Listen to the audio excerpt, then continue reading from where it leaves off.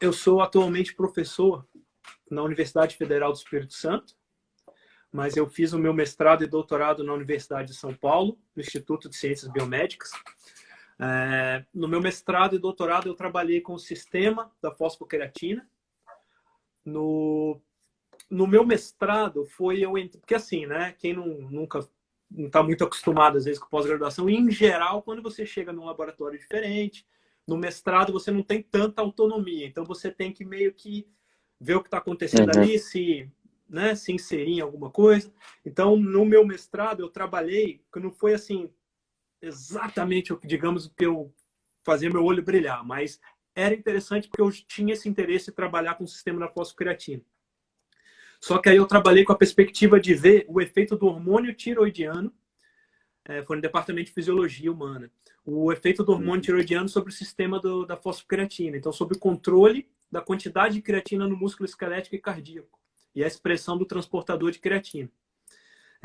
De forma bem rápida, a gente viu algumas coisas que podem talvez até explicar a miopatia que a gente vê no hipertiroidismo, no hipotiroidismo, cardiomiopatia. Então, é interessante. Aí no meu doutorado, no mesmo laboratório, no mesmo instituto, eu já consegui ir um pouco mais, eu mesmo construir meu projeto, aí a orientadora já aceitou, porque já te conhece mais. Aí eu estudei o efeito da creatina no metabolismo do músculo esquelético e na função também. O meu parceiro de trabalho, Carlos Hermano, acho que eu até vi ele entrando aí, fisioterapeuta excelente, estava na mesma época lá. A gente fez muitos testes funcionais com o modelo in situ, com o modelo animal na época, né? E a gente viu algumas coisas que eu vou falar aí mais para frente no meu trabalho de doutorado que tem a ver quando a gente for falar de creatina. Bom, aí desde 2010 eu ainda estava no começo do meu doutorado, na verdade. Eu comecei a trabalhar na Universidade Federal do Espírito Santo. E aí lá, uns 2 anos depois que eu cheguei, começou com um grupo de estudo, com 5 alunos. A gente se encontrava semanalmente para estudar, e aí a gente fez o grupo de... Aí surgiu, né, nessa época, o grupo de estudos em fisiologia muscular e performance humana. E aí, na Universidade do Espírito Santo, apesar de eu, no começo, ter trabalhado alguns estudos com modelo animais, eu já fui tentando levar cada vez mais para os estudos com humanos, né? E essa parte de suplementação me interessou desde a época de graduação. Começou meu interesse quando eu tinha 17 anos, comecei a ir para academia, ia na loja de suplemento, comprava aquele monte de suplemento que não servia para nada, né? O dono da loja adorava, mas assim, eu gastava dinheiro à toa, como a maioria deles. Só que isso que é legal, né? Até da gente conversar um pouco. E à medida que quanto mais, já desde a graduação, eu fui estudando sobre suplementação, a gente vai vendo que a maior parte é completamente desnecessária, né? Então, hoje em dia, no nosso grupo, a gente cada vez mais está interessado em trabalhar com estratégias de melhoria de rendimento esportivo. Boa parte dessas estratégias envolvem suplementação, mas não só, mas boa parte. Porque lá na universidade eu faço parte de 2 programas de pós-graduação, de educação física, que nós temos mestrado e doutorado, e o programa de pós-graduação em nutrição, que por enquanto a gente só tem mestrado, porque é o programa mais novo. Então, no nosso grupo, em geral, é isso que a gente tem. São professores de educação física e nutricionistas trabalhando junto, né? O nosso foco principal lá, hoje em dia, é mais voltado para o desempenho esportivo, né?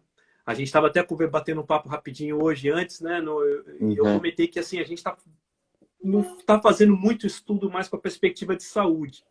Não quer dizer que a saúde não é importante, pelo contrário. Trabalhar com saúde é mais importante do que trabalhar com esporte e rendimento, na minha opinião. Só que o nosso grupo, assim, são pessoas que gostam de esporte, gostam de alto rendimento, querem estudar isso, então a gente agrupa, né? Com meus alunos lá, eu sempre tenho o meu discurso lá é o seguinte, que a gente está aqui para estudar o que a gente gosta. Então, no nosso grupo, a gente não tenta ser muito neurótico, de correr atrás, de fazer tudo rápido, de publicar demais, muita coisa, não. A gente faz porque gosta, sabe? Então, a gente quer fazer bem feito, mas, assim, estudando o que a gente gosta, coisas que nós temos interesse de ver o que vai acontecer, né? Então, a gente trabalha lá de uma forma bem tranquila, né? E aí, para fechar, então, lá na universidade, eu trabalho com as disciplinas de bioquímica e metabolismo do exercício e nutrição esportiva, tanto para a educação física quanto para a nutrição também, na graduação, tem muito aluno da nutrição.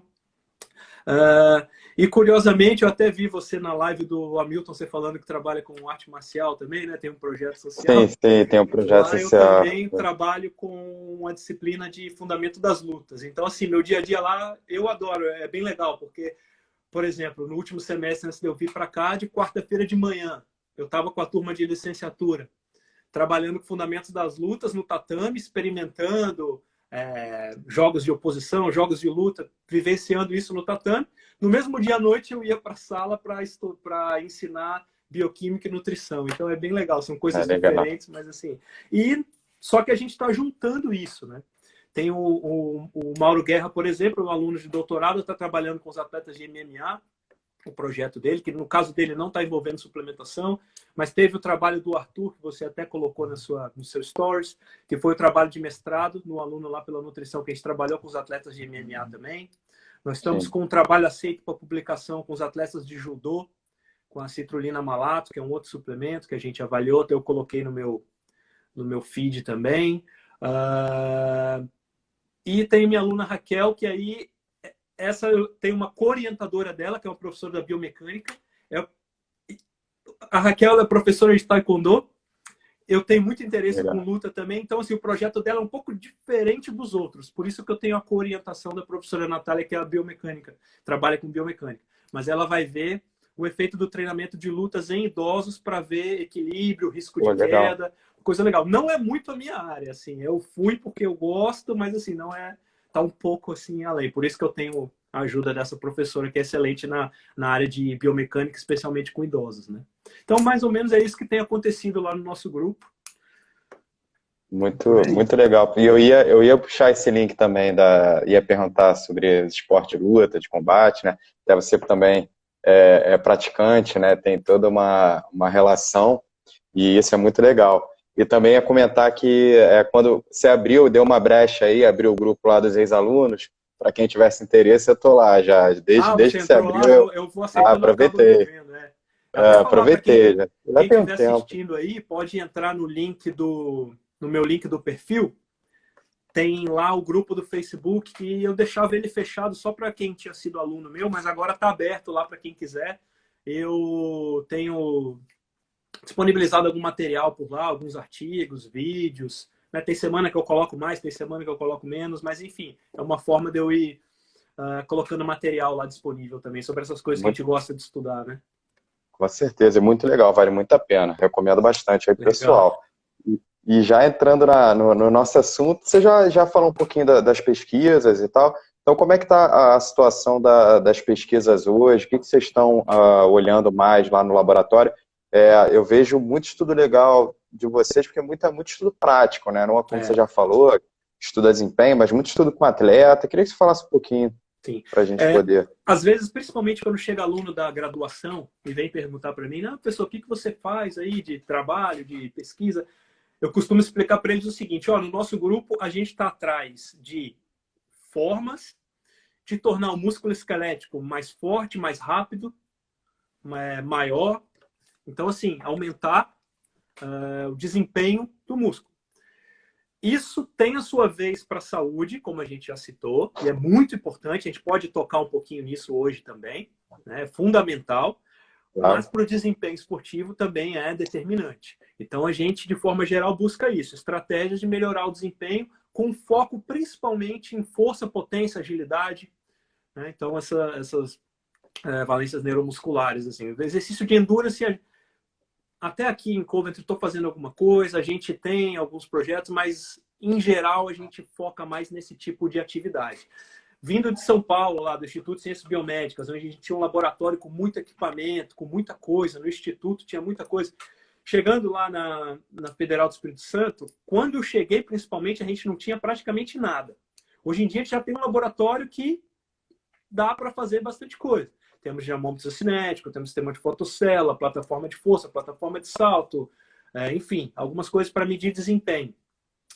Não se compara aqui, por exemplo, com a universidade que eu estou em Coventry, você fica louco com a quantidade de equipamento que tem.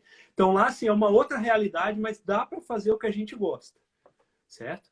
Então é isso, a gente está tocando alguns estudos. Quando eu for falar de cafeína, eu vou falar um pouco do estudo do meu aluno de doutorado, do Rodrigo, que é com atleta de futebol de campo, que é bem legal da cafeína, porque a gente está vendo a cafeína, mas não o desempenho físico, mas o desempenho cognitivo durante o jogo, de tomada de decisão. Então, uma coisa bem legal. Então, é um exemplo que a gente está vendo. O outro aluno de doutorado, o Léo, está trabalhando com a cafeína também, vendo possível papel da cafeína como atenuando a dor muscular induzida pelo exercício. Então, na recuperação ali de uma sessão que acaba promovendo muito dano muscular. O Léo finalizou a coleta dele, ele está para analisar os dados. Eu estou na expectativa, ainda curioso, não sei o que deu. Né? E temos outros alunos aí, mas tudo meio que focando, né, nesse tipo de estudo. Né? Bem legal. E já para a gente também, a gente vai falar de duas específicos, né? Eu queria até começar com a cafeína mesmo, mas antes eu queria que você falasse de forma geral, né? A suplementação. Você já falou que tem muita coisa que não funciona. Efetivamente, qual é a aplicabilidade dela para atletas e não atletas, né? Pois é. Quando eu fiz a live com o Mauro, que é esse meu aluno de doutorado, eu até tinha pegado uns números, eu anotei aqui e fiz a cola. Só para a gente refletir sobre uma coisa. Quem já assistiu lá vai ver de novo isso. Mas para vocês terem uma ideia, eu peguei aqui os resultados das últimas Olimpíadas, as Olimpíadas do Rio. Né? Uhum. Na maratona, a diferença do primeiro para o segundo colocado foi de 0,8%. Então, medalha de ouro, medalha de prata foi 0,8% a diferença. Se a gente pega a corrida de 100 metros, você pega a diferença do Usain Bolt para o Justin Gatlin, foi de 0,8% também. E a diferença do primeiro para o quarto colocado foi de 1,2%. Então, a diferença dele ir para casa com a medalha de ouro ou sem medalha nenhuma. Né? 1,2%. Na natação de 100 metros, mesma coisa, que na verdade foi até menos. Foi 0,5% do primeiro para o segundo colocado e 0,63% do primeiro para o quarto colocado. Então, percebe como que no esporte de alto rendimento qualquer coisa é válida. Por quê? Exemplo, eu até postei essa semana passada um trabalho nosso que a gente está terminando de revisar para submeter com um atleta amador, nesse caso, de futebol americano. Tava tendo um treino. Eu gosto muito de futebol americano também, sou fissurado por assistir futebol americano. Legal. E aí tem o Felipe Carvalho, que ele, além de ser um excelente profissional de educação física, ele também joga futebol americano no Vila Velha Tritões, um time lá do nosso estado. E ele estava fazendo um training camp lá com alguns jogadores de outros times, de outros estados. Então, durante esse training camp, a gente testou a cafeína. Né? Eu não vou falar todos os resultados do trabalho, mas a gente viu que a cafeína melhorou em 6% a capacidade de salto dos indivíduos. 6%, na verdade, foi até bastante, tá? No salto. A gente esperava menos. Tem outros estudos que mostram 3%. Tem um estudo do Mauro anterior com jogador de futebol de campo, que viu um aumento de 3 e alguma coisa por cento. Então, veja bem, a gente estuda um suplemento, acha uma diferença estatisticamente significante, mas isso é 3, 4, 5%. Para o atleta, por isso que eu falei aqui agora, já fica claro que 5% é muita coisa, pode ser muita coisa. Agora, e para o não atleta? Isso é bem questionável, né? Então, a maior parte desses suplementos, para o não atleta, você usa vai ser bem limitado.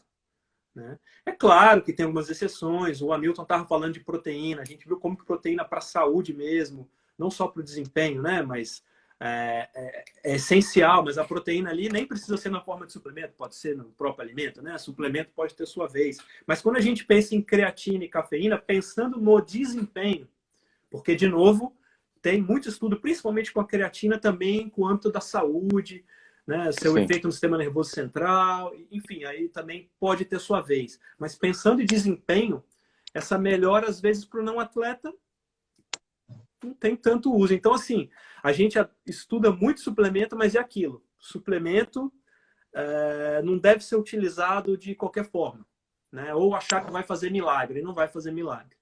Por isso que a gente costuma focar com atleta. Mesmo quando a gente faz algum estudo lá que a gente usa, às vezes, adultos saudável, não atleta, como sujeito, em geral a gente usa para fazer um primeiro estudo, para ver o que acontece, mas o que a gente quer mesmo é fazer um link depois com o desempenho, sabe? Ah, legal. Em geral e é muito... Então tem que ter sempre isso em mente, tá? Que às vezes o que é estatisticamente significativo, você tem que ver se para você é fisiologicamente significativo também. Exatamente. Para o atleta é muito pouquinho mesmo, né? Como você citou, para a gente ter essa noção. E é muito comum também na prática clínica a gente encontrar, chega o paciente lá que faz 3, 4 vezes de academia na semana, e aí tá tomando creatina, beta-alanina, mas não sei. E aí, por exemplo, no projeto, eu tenho um projeto social, né, com atletas, e a gente financeiramente, por exemplo, para comprar uma beta-alanina é muito complicado. Então, para um atleta de luta que talvez tivesse uma aplicabilidade boa, né, para um cara que está ali no alto nível, a gente não consegue usar. Então, muitas vezes é isso, né? A gente vê pessoas que não se beneficiam tanto usando vários tipos de suplemento, Pois é, e o atleta que poderia não, né? Então, exato. realmente é complicado. Agora, já entrando na cafeína, então, eu queria que você falasse um pouquinho dos mecanismos, né, de ação, para a gente o pessoal já se ambientar. Sim. Bom, então, a cafeína, ela está presente em alimentos, em bebidas, especialmente o café. É uma bebida muito consumida, né, no mundo inteiro. A gente tem estudos mostrando a prevalência de consumo varia muito em países, né, de um para o outro, mas em geral é uma bebida muito consumida. Tem medicamentos também, em alguns outros tipos de bebida, em alguns alimentos, certo? Então a cafeína, a gente acha estudo com cafeína desde os anos 20, só que naquela época os estudos não eram muito bem controlados. Hoje em dia você lê, você dá risada, fala, gente, como que alguém fez um estudo desse jeito? Né? Não tem um controle adequado, mas naquela época, né? Mas a Anos partir dos 20. anos 70, na Ball State University, com o professor David Costill, ele começou a mostrar alguns resultados interessantes com a cafeína. Naquele momento, mais com exercício de endurance, exercício de longa duração. Em geral, o que ele fazia? Colocava os indivíduos na bicicleta ou na esteira a uma determinada intensidade para ele se exercitar até a fadiga.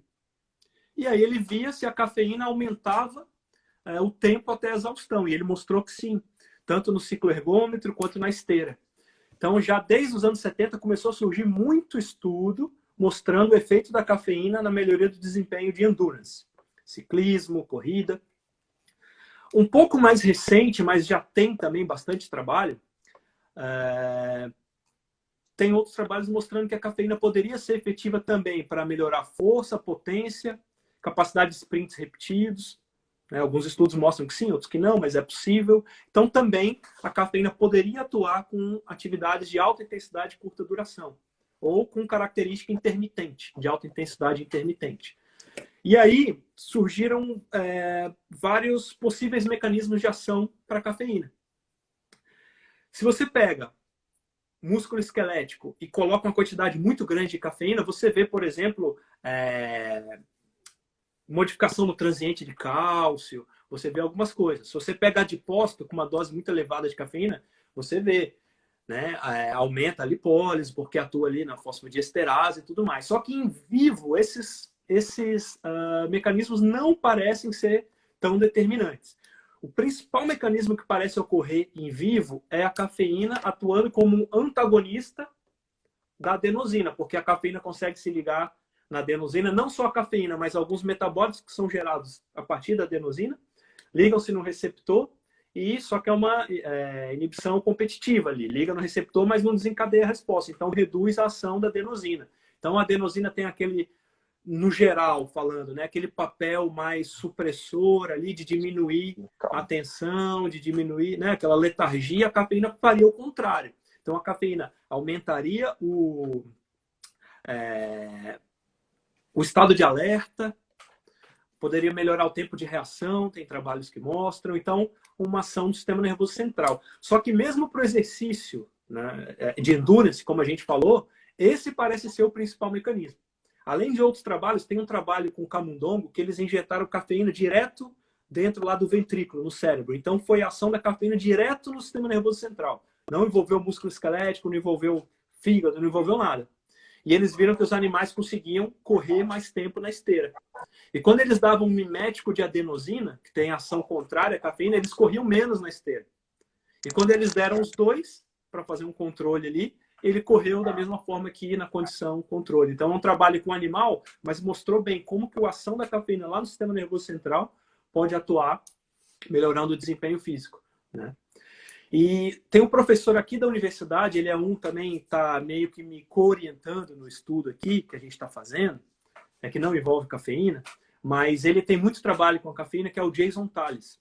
E ele tem alguns estudos com o músculo de camundongo, mas mostrando que não foi feito em humano, então tem essa ressalva. mas ele mostrou que, ao menos em camundongo, você vê algumas ações da cafeína direto no músculo, mesmo com doses fisiológicas, concentrações parecidas com aquela que a gente tem quando a gente ingere aí a quantidade de cafeína que a gente vai falar aqui daqui a pouco. Então é possível que a cafeína atue direto no músculo também, mas até o momento que a gente tem é que parece que o principal sítio de ação é o sistema nervoso central. Tá? E aí os estudos mostram que, em geral, você usa uma dose relativa ao peso, que é entre 3 e 6 miligramas de cafeína por quilo de peso. Só para facilitar a conta, né? Se o cara é pesado, tem 100 quilos, então ele iria usar aí 300 a 600 miligramas 1 hora antes da atividade, que já atinge o pico na circulação ali. A meia-vida é em torno de 4, 5, 6 horas, algo desse tipo, né? Então, em geral, o protocolo é esse. Com o Endurance, tem sido demonstrado que 3 miligramas por quilo de peso já é suficiente. Parece que para exercício de força, potência, exercício de alta intensidade, pode ser necessário uma dose maior, que aí seria 5, 6 miligramas por quilo de peso. Tá? E tem também alguns pesquisadores que recomendam, naquelas atividades que duram muito tempo, tipo um triatlon, ou indo a mais que isso até uma ultramaratona, algo desse tipo, que dura muito tempo, você já pode, né, o nível pode começar a cair durante a prova, se você faz uso antes. Aí eles recomendam que durante a prova, junto com o carboidrato, você pode suplementar com mais um pouquinho de cafeína. No máximo, aí, mais 3 miligramas por quilo de peso durante a prova. Né? Mas, em geral, é feita uma única dose aguda 60 minutos antes da atividade. Ah, legal. A gente até falou ontem sobre isso com o Gabriel, que é a parte de ciclismo, né? E eles costumam utilizar realmente em determinados momentos da prova. E aí, até, por exemplo, momentos de subida, né? Antes de algum momento de subida, em que o atleta vai ter que dar o sprint, eles têm ali um time, né? Que eles tentam eu respeitar. Eu estava vendo a live dele, mas eu não consegui ver toda. Eu quero ver depois, se for possível. Você falou que parece que vai bem ficar legal. Disponível, né? Vai, depois a gente vai botar no canal. Eu vi metade, foi bem legal, porque ele também é atleta, né? Então, ao mesmo tempo, ele pesquisa e falou de algumas coisas que são legais dentro ali da própria equipe, enfim. Bem legal. Mas, e desses mecanismos, por exemplo, no Endurance, a gente pode falar que a questão da percepção de esforço, a cafeína, ela tem realmente essa questão na percepção do esforço, principalmente no Endurance? Ou isso também no esporte de força, de explosão, dá tempo desse mecanismo atuar também? Tem trabalho que mostra que sim, tem trabalho que mostra que não, mas é possível. Tem vários que mostram que sim, inclusive com força também. O que alguns autores sugerem também é que talvez a cafeína possa... Vou explicar de outra maneira. Às vezes você testa, né? Com a cafeína você aumenta a capacidade de produzir trabalho, só que a percepção subjetiva de esforço não mudou, é igual. Mas, espera aí, você está com a mesma percepção subjetiva de esforço, sim, mas com uma capacidade maior de produção de trabalho. Então, não deixa de ser algum efeito nisso aí. Mas tem trabalho que mostra que, inclusive, ela pode ser menor. Mas isso não é, assim, um consenso, né? Não são todos os trabalhos que mostram. Mas isso não é um trabalho, né? Com todos os suplementos, a gente sempre vai ter alguns trabalhos que mostram um efeito positivo, outros não. Às vezes, com uma amostra muito parecida, protocolo muito parecido, é diferente. A ciência, isso que é o bonito da ciência, né? Ela vai avançando. Tem coisa que a gente não sabe ainda. Né? Na própria cafeína, a gente pode falar, tem alguns polimorfismos em alguns genes ali que podem influenciar o efeito ergogênico ou não da cafeína. Então, tem gente estudando dois, mas vai que aparecem outros polimorfismos, sim, outras enzimas que podem estar relacionadas. Então, assim, às vezes essas diferenças de um estudo para o outro pode se dever à característica da amostra, do protocolo utilizado, ou algum fator que a gente nem sabe ainda, né? Que não foi controlado porque a gente não... Né? Ah, com certeza. Mas isso é legal, né? Sempre... a gente sabe que está sempre buscando algo ali, mas na questão também a gente entrando em modalidade, né? Eu sei que é meio subjetivo, né? A gente está falando aqui, o Endurance ele parece já ter ali e quando eu falo Endurance, né, já estou englobando ali a maioria, mas eu vejo vocês realmente estudam muitos esportes ali ligados à força, à explosão, à velocidade. Quais são os esportes realmente que a cafeína ela pode ter uma aplicabilidade, né? E a própria musculação, né? Se existe, pode ter aplicabilidade na musculação, mas para quem, né? Para qual nível de atividade dentro da musculação? Então, na musculação tem trabalho, inclusive um trabalho do nosso grupo, foi o primeiro que eu fiz quando eu entrei na universidade como professor, Na época o laboratório não estava montado, a gente só tinha uma academia. Então a gente fez um trabalho usando só a academia, conseguiu publicar bem esse trabalho, né? Foi inclusive nessa época que começou o meu contato com o professor Michael Duncan aqui da Universidade de Coventry. Mas enfim, a gente mostrou que os indivíduos conseguiam fazer mais repetições até a falha concêntrica, quando utilizava cafeína, né? Eu não me lembro em percentual, mas foi um percentual até grande quando você pega as 3 séries, né? Em torno de, sei lá, 10%, talvez. Aí, de novo, será que cronicamente o cara conseguir fazer um pouco mais de volume de treino, ele vai ter, por exemplo, uma resposta hipertrófica maior? A gente não sabe, né? Então, na musculação, assim, pode ser que, de repente, melhora a qualidade do treino do indivíduo, e aí vamos pensar no atleta. E isso pode, depois, se transformar numa melhoria de desempenho na prova. É possível, né? Mas a gente tem que ter uma certa ressalva, porque a gente não estudou isso cronicamente. Mas, por exemplo, só para tentar responder melhor a sua pergunta, tem muitos trabalhos mostrando que a cafeína melhora potência de membro inferior, então capacidade de salto. Aí é só você pensar no próprio salto, de diversas modalidades no qual o salto é muito importante. Vôlei, handball, esportes coletivos, né? Em geral, o próprio futebol é importante, e por aí vai. Mesmo em esportes que não envolvem salto, o salto, na verdade, está relacionado com potência de membro inferior. Então, vamos para a modalidade que você gosta aí também. Mesmo para o indivíduo que vai dar um soco, potência de membro inferior tem relação com o soco. Então, né, porque você transfere a força ali. Então, para esse tipo de esporte também, em teoria, poderia ser efetivo. Apesar do estudo que a gente fez, a gente não achou essa melhoria. Mas, para capacidade de aceleração, para um sprint no início ali de uma corrida, também poderia ser importante. E por aí vai. Então, potência de membro inferior. Potência no esporte é rei, né? Com certeza. Todos os esportes ali, de esportes coletivos é fundamental, vários esportes individuais também. E com força e potência, bom, já falei da força, né? Tem vários trabalhos, tem meta-análise publicada mostrando que pode melhorar a força isométrica, força isotônica, você exercer força de forma rápida, que aí é potência e por aí vai.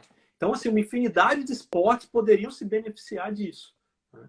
Eu vi até um esporte que está bastante evidente, quer dizer, não é considerado esporte, mas que está bastante evidência, que é o CrossFit. Vocês fizeram também um trabalho no CrossFit, não foi? Não, Teve, ainda não. pelo menos, ainda não? Aluno de mestrado que está fazendo, né? Já era para ter coletado, mas o dia da coleta foi quando começou essa confusão toda aí do Covid, e aí ele deu uma segurada. Ainda está em então, transição. Mas não vai ser com a cafeína, é uma outra coisa que a gente ainda está meio que tá tirando legal. ali. Mas legal. A gente vai ver também. Mas tem um trabalho, acho que do grupo de Goiânia, se não me engano. Acho que não sei, tenho quase certeza que foi o Gustavo Pimentel um trabalho fez com CrossFit e cafeína. Eu estava vendo os trabalhos do grupo, aí eu bati o olho, talvez eu tenha pego ali, tenha vindo junto. Era relacionado a CrossFit também, mostrando uma melhora, mas num exercício específico. Eu acho que é do grupo de Goiânia.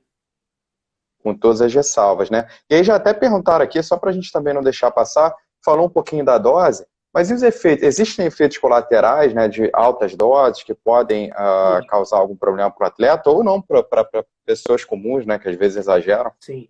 Em geral, só com doses bem elevadas, né? Para lá de 9, 10 miligramas por quilo de peso.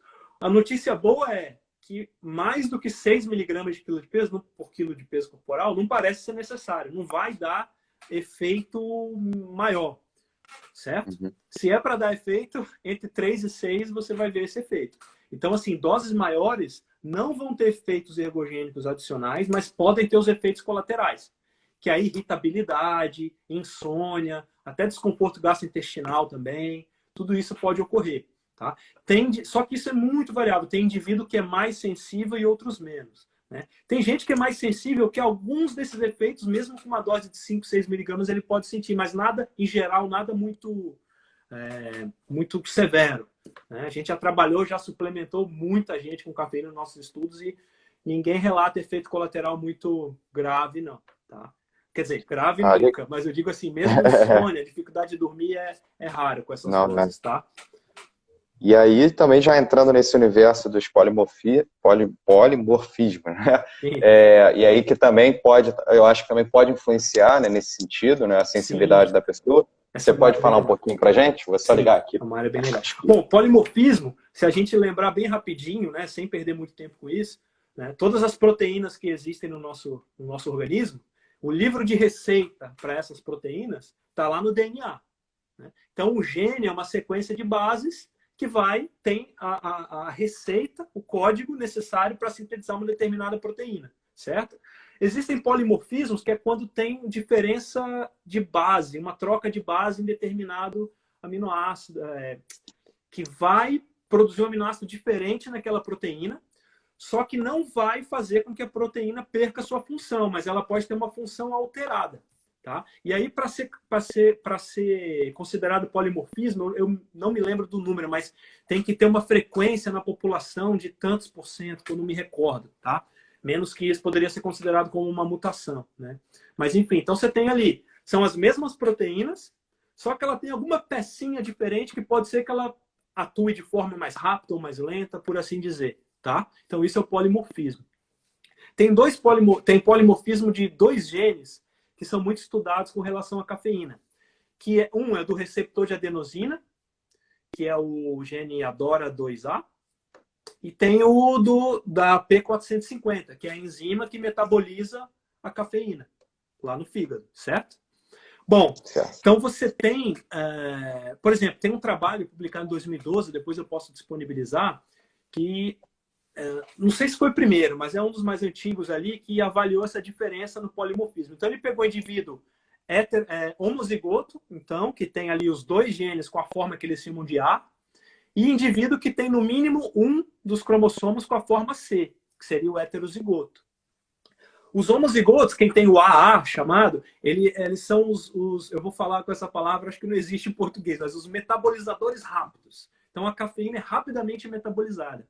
E quem tem esse determinado polimorfismo, né? Isso eu estou falando do CYP1A2, que é do P450. Quem tem esse polimorfismo, a cafeína é metabolizada mais lentamente. Ok? O que a gente poderia esperar? Bom, se eu tomo cafeína e eu metabolizo ela mais lento, ela vai ficar mais tempo na circulação e vai ter mais efeito. Primeira coisa que eu pensei na época, mas na verdade é o contrário. Tem estudo mostrando que quem tem esse metabolismo mais rápido teria uma ação maior da cafeína, tá? Uma possibilidade é que a cafeína, quando ela é metabolizada, ela gera uns outros compostos, né? Teofilina, paraxantina, e parece que esses compostos têm uma afinidade para o receptor de adenosina maior do que da própria cafeína. Então, se você metaboliza ela mais rápido, esses subprodutos ali vão estar atuando mais. Tá me entendendo? Então, tem trabalho que mostra, por exemplo, eu anotei aqui o nome para quem quiser procurar, que chama do trabalho do Womack, de 2012, eu posso mandar depois. Ele pegou, então, 35 ciclistas e fez um time trial de 40 quilômetros. E ele viu o seguinte, tanto nos heterozigotos quanto nos homozigotos, na verdade, minto, tanto em quem tem o polimorfismo, porque o polimorfismo pode ser também nos dois, pode ser homozigoto com o polimorfismo. Quem tem o polimorfismo, o desempenho melhorou. Mas quem não teve o polimorfismo, ou seja, aqueles metabolizadores rápidos, o desempenho melhorou mais ainda, certo? Então você já vê aí uma diferença no efeito de acordo com esse polimorfismo, tá? Tem também um trabalho do grupo do Juan Del Cosso, que até o Gabriel falou ontem dele, né? Que é onde ele está fazendo o doutorado dele. Tem muito trabalho com cafeína. Esse trabalho, na verdade, ele é colaborador, ele não é o último autor do trabalho, mas um trabalho de 2018 com um atleta de basquete, que eles também viram esse polimorfismo, só que no caso deles não viram diferença no desempenho. É aquilo que a gente estava falando, pesquisa é assim, né? Mas tem, assim, vários trabalhos mostrando que pode ter esse efeito. Um trabalho muito interessante, que é um trabalho de 2018, do Guest colaboradores, que eles testaram 2 e 4 miligramas de cafeína em indivíduos que têm o AA, então, o indivíduo que tem o polimorfismo, mas é heterozigoto, então seria o AC, e no CC, que tem o polimorfismo nos 2 cromossomos. O que ele viu? Que o desempenho só melhorou nos AA. E de forma mais interessante, quando você usou a dose maior de cafeína, de 4 miligramas por quilo de peso, nos indivíduos que têm o polimorfismo nos 2 cromossomos, o desempenho foi pior. Então teve uma Piorou, ação né? ergolítica. Então talvez a cafeína pode prejudicar o desempenho de alguns indivíduos, né? E isso pode ter a ver com o polimorfismo do P450. Enfim, ainda tem muito chão, né, nesse sentido, como você falou, né, um estudo recente que não viu a correlação, mas é fato que na prática clínica a gente encontra pessoas que se dão muito bem com a cafeína e outras que nem tanto. Então, existe uma individualidade, como tudo na nutrição, né, que a gente tem que avaliar. Só para não avançar muito nisso, para não fugir do tema, mas quem gosta também tá com a área da saúde, assim, eu não vou aprofundar aqui, mas tem gente mostrando que a cafeína, por exemplo, pode ter ação cardioprotetora para uns indivíduos, mas pode aumentar o risco de doença cardiovascular para outras, dependendo do polimorfismo que ele apresenta. Então tem toda essa gama aí, né, de possibilidades. Eu li sobre isso também. E aí também tem outra questão que, para não deixar passar, já perguntaram aqui, eu acho que também é uma questão que fica aí, todo mundo quer realmente saber, que é a questão da habituação, né? Daquele atleta que ele já utiliza doses altas pelo café, por exemplo, já bebe muito café, e não é incomum, né? Aqui no Brasil, lá em Portugal também o café é sagrado, como aqui, lá tem um bom café, eu gostava muito do café de lá.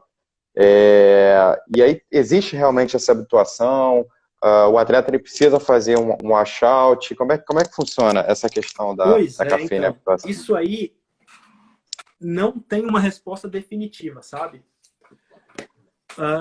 Tem uns trabalhos antigos já sugeriam que existia essa habituação, então se você perguntasse isso alguns anos atrás, eu iria falar com mais certeza. Só que tem saído alguns trabalhos mais recentes que não encontrou essa diferença. Tem um próprio trabalho do grupo do Bruno Gualano, lá da USP, né, se não me engano foi ciclistas, não sei, foi com a atividade de endurance. Sim. E ele viu que o indivíduo que consumia muito café ou não, o desempenho foi igual. E já tem outros trabalhos que corroboram isso, que também não achou efeito de habituação, mas tem outros trabalhos que acharam. De novo, não sei, será que isso tem a ver com característica genética ali da amostra, como a gente está falando dos polimorfismos? Pode ser, né? Então, assim, eu não consigo te falar assim, existe habituação? Não existe. Ainda é uma questão um pouco em aberto, na minha opinião, com base nesses estudos. Tem um trabalho que depois todos esses trabalhos que eu estou citando aqui, que eu acho mais importantes, eu tenho um blog no meu site, eu vou abrir lá um post e vou colocar um link para esses trabalhos. Aí eu te mando e você compartilha também, tá? Maravilha, e aí tem maravilha. um trabalho de revisão do ano passado, ele traz, por exemplo, lá você vai ver uma tabelinha com 4 trabalhos que investigaram isso, que se propuseram justamente a ver se existia habituação ou não. Desses 4 trabalhos, 2 viram que parece existir habituação e 2 viram que não. Então, por isso que, na minha opinião, ainda é uma questão um pouquinho aberta. Tudo, né? Você é nutricionista, você trabalha com isso, eu acho que tudo vai, assim, de conhecer no caso, o seu atleta, testar isso em épocas que não são de competição, ver como ele se sente, ver também essa resposta. Essa resposta que ele fala pode ser efeito placebo, mas para o atleta, efeito placebo é efeito, tá ótimo, tá? Se não fizer nada, mas ele acredita que faz e melhora o desempenho, para a gente está ótimo, né? É lógico que para pesquisa a gente tenta tirar isso para entender o fundamento. Mas então a minha sugestão é testar com cada indivíduo e nunca teste antes de uma competição. Porque vai que ele tem algum efeito colateral, vai que piora o desempenho, jamais faça isso. E tem muita gente que faz. E ontem, engraçado que o Gabriel tava falando que ele com alguns atletas, ele fala, no final, deixa, porque ele se sente melhor assim, tá bom? Que era para dar cafeína no meio da prova, como eu falei, tá chegando perto da subida, ele fala, ó, toma pelo menos meia hora antes. Ele falou, pelo menos meia hora antes, toma o gelzinho da cafeína lá. Mas o atleta, ele toma na hora que ele vai subir, faltando 2 minutos. E ele ele toma e sente.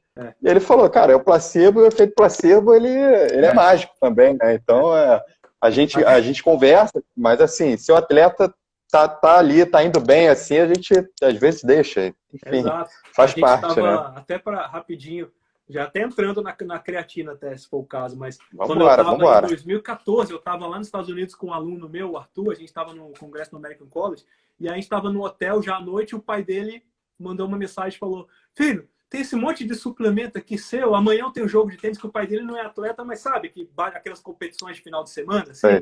Eu tenho a competição amanhã, mas eu tô cansado. Tem algum negócio desse aqui que eu posso tomar? Aí o Arthur pensou, falou, pai, tem um aí escrito creatina. Pega aí e toma uma colherzinha pequena, uma única dose. A gente vai discutir isso, vai ver que uma única dose não parece ter efeito. Mas ele tomou uma única dose. No dia seguinte ele ligou, rapaz, que negócio é esse que você me deu? Eu joguei bem pra caramba, joguei igual um louco. Então o efeito placebo, funcionou, tá ótimo. Tava voando, né? Se fosse então a betalanina, de repente ele sentia mais ainda, né? Começou a pinicar, ele, opa, é agora, vamos. Exatamente. E vai. Mas vamos então, já que a gente já entrou na creatina, vamos falar um pouquinho da creatina então, sobre mecanismos, enfim, aplicabilidade. Sim, vamos tentar ser breve aí por causa do tempo, né? Bom, então a creatina é uma substância que é sintetizada a partir de 3 aminoácidos, né? Arginina, glicina, metionina. Não é um tripeptídeo, é sintetizado a partir desses aminoácidos, né? Tem 2 enzimas que fazem isso. E aí a creatina, 95% da creatina está no músculo esquelético. Qual a principal função da creatina no músculo esquelético? Atuar como um tampão de energia. O que é isso? Quando começa a cair os níveis de ATP, o sistema da fosfocreatina regenera o ATP e a vantagem é que ele faz isso de forma muito rápida, né? Só para comparar, o sistema da fosfocreatina gera cerca de 9 milimol de ATP por segundo em 1 kg de músculo. O sistema glicolítico gera metade disso, 4,5. Então tem a metade da velocidade. O sistema oxidativo tem metade da metade. Então, assim, a creatina gera ATP de forma muito rápida. Bom, se você ingere creatina, aumenta os estoques de creatina dentro do músculo, você aumenta esse substrato, que é o substrato do sistema mais rápido de geração de ATP. Certo? Então, já até entrando aí, para qual tipo de atividade a suplementação de creatina poderia ser eficiente? O tipo de atividade que depende predominantemente desse sistema, que são atividades de alta intensidade e curta duração. Uma corrida curta, levantamento de peso, arremesso, coisa que envolve salto, enfim, alta intensidade e curta duração, certo? Isso porque a creatina atua como um tampão temporal de energia, de ATP. Tem alguns outros possíveis mecanismos, mas ainda um pouco menos claros. O meu trabalho de doutorado, falando bem rapidinho, a gente com modelo animal, a gente suplementou os animais com creatina e a gente mostrou que a creatina consegue atuar, a própria molécula de creatina consegue atuar como antioxidante dentro do músculo esquelético. E se a gente pega lá e vai ver todos os fatores que estão envolvidos com a fadiga, você tem acúmulo de próton, acúmulo de fosfato inorgânico, e tem também o aumento das espécies ativas de oxigênio, que vão prejudicar o processo de contração muscular. Então, é possível que a creatina também, por atuar como antioxidante no músculo, melhore o desempenho também via esse efeito. Por que eu falo que é possível? Porque a gente publicou isso, tem outros trabalhos que mostram que a creatina pode atuar como antioxidante, mas assim, a gente tem que ter cautela para afirmar, né? Mas é possível. E tem outra coisa que chamou minha atenção nessas últimas semanas, que foi um trabalho até que eu postei no meu feed, que eu achei muito interessante, que eles pegaram experimentalmente músculo esquelético de sapo isolado e colocaram em diferentes concentrações de soluto para aumentar a quantidade de fluido, a quantidade de água dentro do músculo. E eles viram que quanto mais água tinha dentro do músculo, mais força esse músculo era capaz de fazer. Então, creatina acontece isso. Um dos efeitos colaterais da creatina pode ser efeito colateral para alguns, para outros não, depende, pensando no atleta. Sim. Mas é isso, que você aumenta a retenção hídrica, né? Se o cara faz lá com uma semana, ele faz uma saturação de creatina, ele pode aumentar aí 1 quilo de peso só de água dentro do músculo. Será que isso pode estar envolvido com a maior capacidade do músculo produzir força? Esse trabalho sugere, de novo, que é uma possibilidade, né? Mas o principal mecanismo, o mais aceito, que a gente sabe, é esse, de ser o substrato para o sistema da fosfocreatina, que é o mais rápido de geração de energia. Ah, legal. Tem alguns mecanismos, né? Já a própria dessa questão da célula mais hidratada, digamos assim, né? Também falo muito das células satélites, né? Mas ainda tem caminho, né, para a gente pesquisar. Realmente, tem trabalho com células satélites e com via de hipertrofia, né? Que sugere que talvez possa ter um efeito, mas de novo, acho que são poucos estudos ainda. Apesar de serem estudos até meio antigos, mas ninguém avançou muito nisso, né? Eu não sei. Então também tem um pouco de cautela, né? Às vezes tem gente que pega um desses estudos que foi publicado lá atrás e mostra aqui, ó, a cafeína estimula a célula satélite. Calma, é uma possibilidade, mas precisa de mais estudos, né? Mas é uma possibilidade. Com certeza. Eu vi até uma citação, eu não posso dizer se era o seu estudo em si, se eu não me engano, foi no trabalho de creatina com idosos, falando de sarcopenia e falando dessa parte da creatina com papel antioxidante no músculo, etc. Não sei se era, mas era justamente sobre isso também. Eles citavam o estudo, eu não cheguei a abrir na época, mas pode até ser. Pode, E aí também já falando um pouquinho da dose, né? Você falou da saturação, e ainda eu não acho que tenha tanta dúvida nesse sentido, né? Da saturação, da questão das doses de creatina. Mas ainda se discute, ainda tem gente que fala, olha, a saturação tem que ser feita, tem outras pessoas que falam, não vale a pena em nenhum momento. Quais são as doses estabelecidas hoje? A saturação, ela vale a pena, sim, em determinados momentos, por exemplo, quando o atleta precisa saturar esse músculo mais rápido mesmo, para algum evento esportivo, alguma adaptação de treino? Exato. Eu acho que para entender isso, a resposta está no entendimento do que acontece quando você suplementa. Então, de novo, a gente consome creatina na dieta, a não ser que você seja um vegetariano estrito. Por quê? Porque a creatina está em carne vermelha, peixe, carne branca, em carne. Então, a gente estima-se aí que a gente consuma cerca de 1 grama de creatina por dia. Tem gente que mais, tem gente que menos. E o corpo também sintetiza, mais cerca de 1 grama, tá? Então, todo dia, digamos que tem 2 gramas de creatina chegando ali. Ou chegando da dieta, ou que o seu corpo sintetizou. Só que os trabalhos também que começaram muito aqui na Inglaterra mesmo, lá nos anos 90, no começo, né, o Eric Hultman, o Paul Greenhalgh, o Harris, eles começaram a mostrar que quando você suplementa com uma dose maior de creatina, você consegue aumentar a quantidade de creatina no músculo, certo? Se você suplementa, por exemplo, com 20 gramas, em geral você divide essa dose em 4, então 4 doses de 5 gramas, por 5 a 7 dias, você já chega no máximo que o músculo consegue aumentar de creatina. Se eu continuar suplementando com 20 gramas mais 1, 2, 3 semanas, não interessa. Chegou no limite, é o limite. E esse limite é muito individual para cada pessoa. Isso é uma coisa muito interessante também. Mas, enfim. Então, se você faz a saturação com 20, indivíduo muito grande, às vezes 25, né, dividido em 4, 5 doses no dia, com 5 a 7 dias você chega no máximo que você pode chegar. Então, como você falou, se for um atleta que não estava fazendo uso, já usou, sabe que não tem problema com a creatina, apesar de depois a gente pode falar efeito colateral, não parece ter efeito colateral nenhum, mas, de novo, se ele nunca usou, evite usar antes da competição. Mas digamos que ele já conhece, já usou, e tem uma competição daqui a 1 semana, 10 dias. Vale a pena fazer a saturação, né?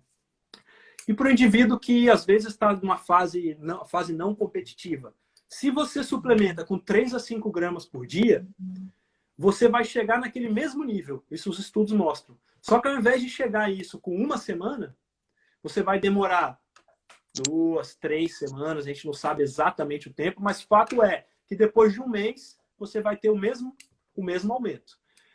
Quando o indivíduo responde bem à suplementação e ele faz a saturação, com 1 semana já sente o efeito no desempenho, quando ele responde bem. Quando você não faz a saturação, essa melhora é mais progressiva. Então, também, às vezes, você quer jogar com o psicológico mesmo ali, quer, né? Então, eu costumo falar isso em sala de aula, fica a gosto do freguês, tá?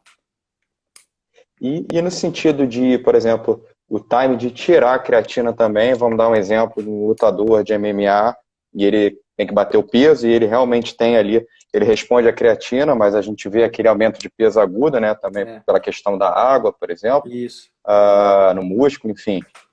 Qual seria um time também legal de tirar a creatina? Qual momento seria? Então, eu não vou saber, a gente não... Até onde eu sei, pelo menos, a gente não tem esse tempo exato, né? Mas se você deixa de utilizar, da mesma forma que ela aumenta rápido com 1 semana, com 1 semana, 10 dias, também provavelmente ela já volta aos níveis normais, tá? Então, assim, não dá certo você tirar no dia antes da luta, por exemplo. Não adianta. Teria que ser um tempo antes. Então, assim, para o atleta, para o lutador que depende de bater o peso, e a gente sabe como que eles se matam para conseguir bater o peso, então, meio quilo, 1 quilo a mais ali de água no músculo vai ser terrível para ele.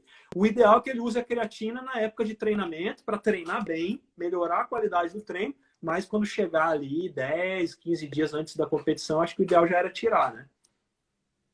a gente costuma tirar também, assim, acho que pelo menos Quanto uns tempo? 20 dias. Eu tiro nos 20 dias até Para por garantir. não entender bem, garantir. Mas aí tem um grande problema, que a gente tem também no esporte de combate, no MMA, mesmo trabalhando com alguns atletas que estão em eventos grandes, com cinturão, fica naquela assim, olha, talvez a luta seja tal dia. Aí faltam 2 semanas e falam, ó, ainda não confirmou, talvez... Então, assim, tem atleta que a gente nem usa, a gente... Porque eles falam, olha, talvez pinte a luta daqui a 3 semanas. É muito ruim trabalhar assim, né? Mas infelizmente ainda é uma realidade do esporte. Então a gente às vezes até nem usa por conta disso. Sim. E aí também já entrasse, já deu um spoilerzinho sobre o vegetariano. Mais cedo também, postou lá o artigo. Isso. O vegetariano, ele realmente tem por conta dos níveis, ele tem realmente ele parece ter um efeito mais positivo? Então, parece que sim, respondendo. E aí por quê? Como eu falei, a maioria das pessoas ingere 1 grama de creatina e o corpo sintetiza 1 grama. Aí tem um trabalho já antigo que pegou o vegetariano e foi avaliar a síntese de creatina endógena em vegetariano. Porque você pensa, bom, se o vegetariano estrito, né, aquele que não consome nenhum tipo de carne, estrito que eu digo assim, não lacto-ovo, ok. Não pesco-vegetariano, que aí, na verdade, para mim, nem é vegetariano, não come peixe. Mas, Não é culpado. então, o vegetariano mesmo. Será que se ele não ingere creatina na dieta, será que o corpo, então, passa a sintetizar mais? A resposta é sim. Só que ele não aumenta tanto ao ponto de ficar igual aquele indivíduo onívoro que ingere creatina na dieta. Esse estudo mostrou que a síntese endógena aumentou algo em torno de 40%. Ou seja, o corpo sintetizava mais ou menos 1,4 gramas de creatina. É menos do que os 2 que a maioria da população sintetiza. Então, quando você faz uma biópsia muscular, hoje em dia tem até formas não invasivas também de mensurar a creatina. O pessoal de São Paulo tem feito. Você vê que os vegetarianos, em geral, têm níveis menores. E o que acontece com a creatina? Tem um post meu também para trás aí que eu mostro esse gráfico. Indivíduos que têm níveis menores de creatina, quando suplementam, eles conseguem aumentar mais esse nível. E quanto mais você aumenta o nível com a suplementação, mais efeito no desempenho você vê. Então, se você tem aquele indivíduo que tem um nível já elevado por alguma razão, suplementa, aumenta só um pouquinho, você não vai ver efeito no desempenho. Cerca de 20, 25% das pessoas não respondem à suplementação de creatina por causa disso. Então, o vegetariano, esse trabalho que eu repostei hoje, que você tinha comentado também, mostrou isso, que nos vegetarianos, o nível de creatina aumentou mais e, com isso, o desempenho também foi melhor. Foi maior do que no não vegetariano. E é interessante que a gente fala da creatina e a gente fala, suplemento que funciona, enfim, é um suplemento muito estudado, etc., para o que ele se propõe, claro, mas 25% a quase 30% de não responsivos é um número grande, né? Então, realmente a gente tem que avaliar, eu acho que é isso, né? Sempre com o atleta, com o indivíduo, e ver também E muitas vezes tem um placebo no meio, então o negócio confunde ali, mas se der certo, maravilha. Professor, para a gente fechar e não cair a live, eu ia pedir o seguinte, se a gente pode, encerro rapidinho, o pessoal vai voltando, e a gente depois só fala um pouquinho da questão da suplementação dos dois ali, se existe, já se falou muito no passado, se existe problema ou não em suplementar, ou se eles até têm um efeito sinérgico por atuarem em vias. E aí depois eu me despedir também do jeito que tem que ser, pode ser? Vamos sim, eu volto então, aí. Vamos lá, então eu vou encerrar e já aguardo vocês aí de novo, rapidinho. No passado, principalmente, tiveram alguns trabalhos que mostravam que a cafeína poderia atrapalhar, né, o efeito da creatina, enfim. Isso existe realmente, é bom ter cautela, ou até pelo efeito dos dois, utilizar os dois suplementos sinergicamente seria até interessante nesse sentido. Sim. Eu já vou, para algumas pessoas ficam pé da vida quando a gente fala isso, né? Eu já vou dizer que, assim, não tem uma resposta, assim, para cravar, tá? Mas vamos contar essa história. Começou, na verdade, em 1996, quando um trabalho de Vanderberg e colaboradores, publicado, não me lembro, no jornal, não sei se foi no JAP, enfim, eles mostraram isso, que o indivíduo que fez o loading de creatina, né? Porque só se não ficou claro para as pessoas, né? Uma diferença da creatina e da cafeína é que a cafeína a gente usa para ter a ação dela aguda. Apesar de até ser possível, é possível que tenha efeitos crônicos também, enfim. Mas, em geral, é o efeito agudo. Você toma uma dose 60 minutos antes e tem um efeito. A creatina precisa de alguns dias de suplementação, certo? Então, indivíduos que fizeram esse loading e usaram cafeína, meio que um efeito competiu com o outro ali. Então, você deixou de ter a ação ergogênica quando você fez o uso dos dois. Isso em 96. E aí, em livros, livros de nutrição mais antigos, na internet, tudo falava, usar os dois pode dar problema, usar os dois pode dar problema. Só que, assim, existem outros trabalhos que investigaram as duas coisas e não viram esse efeito negativo. Muitos desses trabalhos têm um complicador, porque, na verdade, eles usam suplementos que são multi-ingredientes, que têm várias coisas, inclusive cafeína e creatina. Mas muitos desses estudos mostram que esses suplementos multi-ingredientes melhoraram o desempenho. Então, se a gente for parar a pensar por aí, não parece ter essa ação negativa, certo? Mas tem trabalho publicado, por exemplo, por um grupo, da onde que é? Eu não me lembro, mas foi publicado em 2011, 2012. Tem 2 trabalhos do mesmo grupo que mostrou categoricamente que não teve efeito competindo. Então, que não teria esse efeito prejudicial um com o outro. E tem mais trabalho também que mostrou que não. Tem o trabalho do Eric Trexler, que foi um pesquisador dos Estados Unidos, que inclusive escreveu junto comigo e outros colegas um capítulo de cafeína para o livro que a gente publicou. A gente contribuiu com esse capítulo, o livro foi publicado. O Eric também ele publicou um estudo com treinamento de força e ele não viu o efeito negativo dos dois juntos. Só que o trabalho dele teve um complicador, porque nem os suplementos sozinhos também melhoraram o desempenho. Então, assim, os suplementos nem melhoraram nem pioraram. Então, não teve ação, mas, enfim, não teve essa ação negativa. Então, para tentar responder, assim, de forma geral, ao que tudo indica, não parece ter essa ação prejudicial, tá? Se houver prejudicial, o que pode estar envolvido? Talvez o consumo crônico da cafeína junto com o loading de creatina, mas são poucos estudos, a gente não sabe muito bem, né? Até o momento, ao que tudo indica, não tem problema nenhum fazer a utilização dos dois juntos, tá? Também não tem trabalho que mostra categoricamente que os dois juntos foi melhor do que separado. Um desses trabalhos do Lee e colaboradores parece que mostrou que os dois juntos teve ação melhor do que separado. Acho que teve trabalho mostrando. E se pensar, você já até comentou, né, que a cafeína ela parece ter um efeito bem forte na parte inferior, né, da força. E tem alguns trabalhos, eu acho, se eu não me engano, que mostram que a creatina também, ela tem ela também mostra um aumento de força, mas na parte superior. Enfim, pensando aqui, eu estou fazendo mas eu acho que a aplicabilidade dos dois ali em determinados momentos é excelente, né? Se você quer aumentar ali volume, enfim. Sim, se é que tem ação negativa, o que é especulado é que talvez duas coisas. Primeiro, que tem um ou outro trabalho que sugere, de novo, tem que ver bem isso aí, que talvez os dois em conjunto poderiam aumentar a chance de ter desconforto gastrointestinal como efeito colateral, mas, de novo, calma, tem que ver muito bem isso aí, né? E também, tem até uma revisão do Eric também, do Eric Trexler, eu posso postar lá no blog depois, que ele também especula que se tiver alguma ação antagônica, talvez seja no relaxamento do músculo. Porque parece que uma iria reduzir o relaxamento, deixar o tempo de relaxamento mais lento e outro tempo de relaxamento mais rápido. Mas, de novo, é bem especulação, tá? Não tem nada assim que avaliou efetivamente as duas coisas, tá? Mas então, assim, respondendo, de novo, o ideal é que o indivíduo teste nele mesmo, vê como que ele se sente, vê se ele realmente tem desconforto gastrointestinal ou não, mas ao que tudo indica, não parece ter também essa ação tão negativa quanto se imaginou lá nos anos 90, quando saiu esse primeiro estudo, sabe? Legal. E também, para não deixar passar, daí já é da cafeína, voltei lá, mas é rapidinho. Sim. Mulheres e homens, existe a diferença em termos da cafeína? Eu cheguei ali algumas coisas falando sobre. Agora, por mais que eu estudo isso, eu vou, quando eu não tenho certeza, eu falo na lata, eu não tento enrolar, não.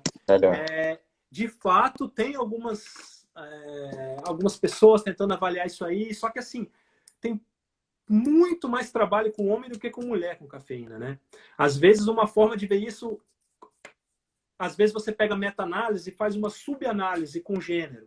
E aí você vê, o tamanho de efeito foi maior com homem do que com mulher. Então você fala, bom, então deve ter um efeito maior em homem do que com mulher. Então eu preciso ver se tem alguma coisa nesse sentido. Se teve algum estudo, um único estudo que comparou o mesmo protocolo com homem e com mulher e viu a diferença, eu desconheço, tá? Pode ser que tenha, mas eu desconheço. Você sabe se tem? Já viu algum assim? Não.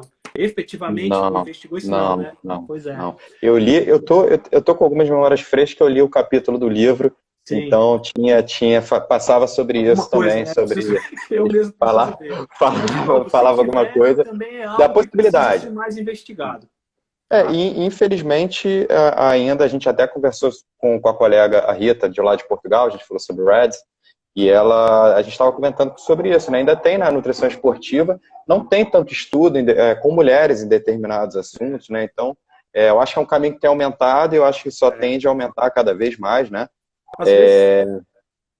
Desculpa. Pode falar, desculpa. Não, pode terminar, depois eu falo. Não, e aí ela até comentou, enfim, ela falou que ela trabalhou no time do Liverpool, no time feminino do Liverpool. Ela trabalhou uma temporada e ela falou que no time feminino do Chelsea eles já vão atualizando os guidelines de acordo também com a fase menstrual. Enfim, eles já estão tentando mudar um pouquinho isso. E ela vai fazer um curso agora em Portugal, online, só de saúde da mulher atleta. Então é só focado nisso, ela consiga pesquisadores aí de excelência aí de fora. Então vai ser bem legal. Mas e outra coisa... O que eu ia falar é que tem a ver com o ciclo menstrual, né? Às vezes os pesquisadores, e aí eu me incluo nisso, e talvez a gente tenha que se esforçar mais para fazer estudos nesse caso, é porque tem esse complicador a mais que é o ciclo menstrual, né? Você tem que tentar controlar o ciclo. O meu aluno de mestrado Thierry, ele vai usar tanto homem quanto mulher. Aí eu falei com ele, para as mulheres você controla o ciclo, para elas fazerem as duas condições na mesma fase do ciclo menstrual, para não, de repente, ter esse fator de confusão, né? Porque tem alguns trabalhos que sugerem, né, que pode alterar desempenho de acordo com o ciclo. Todos eles estiveram aqui, citaram esses pesquisadores, elas mesmas, as pesquisadoras também citam que tem essa relação, a dificuldade é um pouco mais difícil, né? Mas... Não é possível, talvez a gente tenha que se esforçar mais. Claro.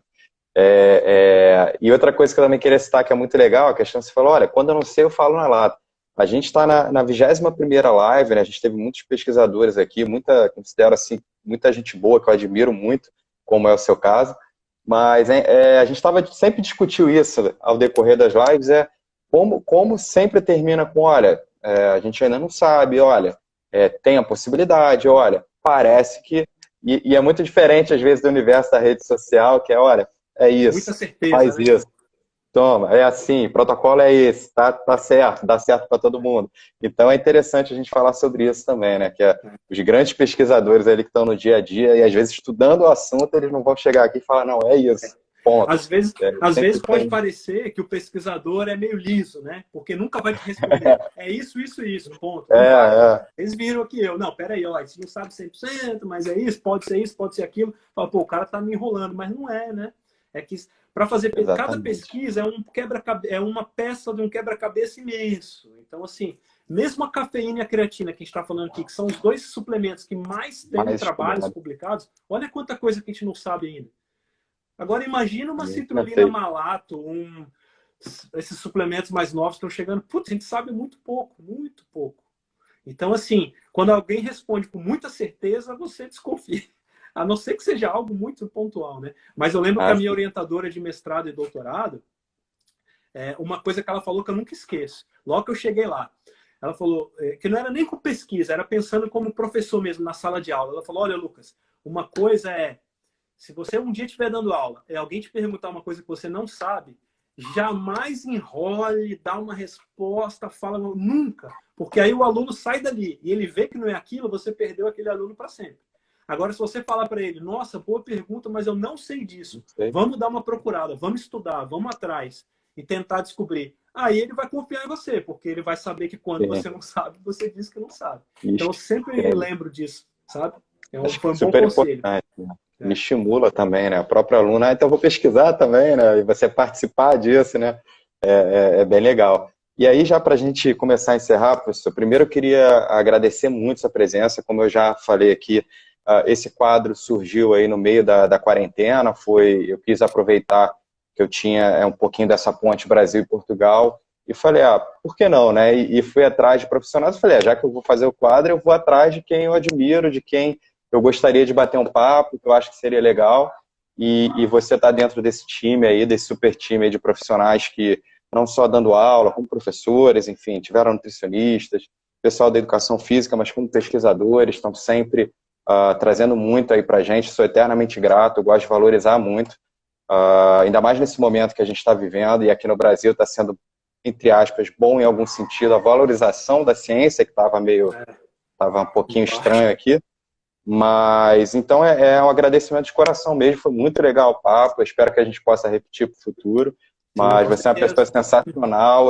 sempre compartilhando estudo, sempre compartilhando informação, eu acho isso muito importante, quando a gente fala das redes sociais, a gente bate às vezes um pouco, mas é importante dizer que a gente também tem bons profissionais e passando ótimo informações, conteúdos que a gente pode aproveitar disso também, né? Eu pego muito estudo, eu tiro muita coisa da rede social para ler, tem sido muito legal. Agradecer mesmo de coração e pedir para você deixar uma mensagem final, aí não precisa ser do tema, a gente sempre pede qualquer coisa que você queira falar, deixar a gente sair com uma pulga atrás da orelha aqui, pode ser legal. Sim.